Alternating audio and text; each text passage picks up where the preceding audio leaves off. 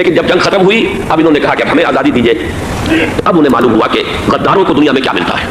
ٹکڑے کر دیے گئے. یہ حصہ عراق یہ انگریز کے پاس رہے گا, شام کا یہ علاقہ یہ فرانسیسیوں کے پاس رہے گا, مصر پر انگریزوں کا تسلط رہے گا, لیبیا اطالویوں کے پاس رہے گا.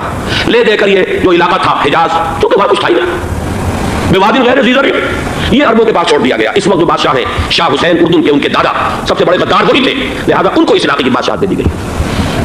اس کے بعد نجد سے تحریک اٹھی ہے, وہ سعودی جو خاندان ہے وہ نجد سے اٹھا. نجد میں اس وقت کچھ بھی نہیں تھا, وہ تو صرف ریت کے تودے تھے, کچھ بھی نہیں, لہذا ادھر کسی استعماری قوت کو دیکھنے کی ضرورت ہی نہیں تھی. وہ تو بعد میں تیل برآمد ہوا, اس کی حیثیت ہو گئی, اور یہ امارات کا علاقہ جو ہے اس کی دنیا میں اب گویا کہ یوں سمجھیے کہ جو سب سے زیادہ اہم علاقے ہو سکتے ہیں روئے ارضی کے نقشے پر, ان میں سے ایک تو ہو گیا. لیکن یہ اس وقت کی بات میں کر رہا ہوں, کوئی حیثیت نہیں تھی, لہذا اس کو چھوڑ دیا گیا. یہ ہے تاریخی پس منظر, یہ لکیریں جو کھینچی گئی ہیں. یہ ایک ملت اسلامیہ کو جو قومیتوں میں تقسیم کیا گیا, پھر نعرے لگوائے گئے المصر والمصریین, الشام والشامیین. اب شامی ایک علیحدہ قوم ہو چکے ہیں, مصری ایک علیحدہ قوم ہو چکے ہیں, عراقی ایک علیحدہ قوم ہو چکے ہیں. یہ ساری تقسیمیں استعمار کی پیدا کرنا ہے, اس کا کوئی تعلق اسلام کے ساتھ نہیں. اب ضرورت تو اس بات کی تھی کہ استعمار کے پنجے جب یہاں سے کچھ ہٹے, دوسری جنگ عظیم کے بعد ایک دور آیا, امریکہ ابھرا ہے دنیا کی عالمی سطح پر سیاست میں, اس کے ہاں کچھ آزادی کے تصورات تھے, اس نے بھی سپورٹ کیا. برطانیہ کمزور ہو چکا تھا, وہ اتنے بڑے علاقے کو ہولڈ نہیں کر سکتا تھا.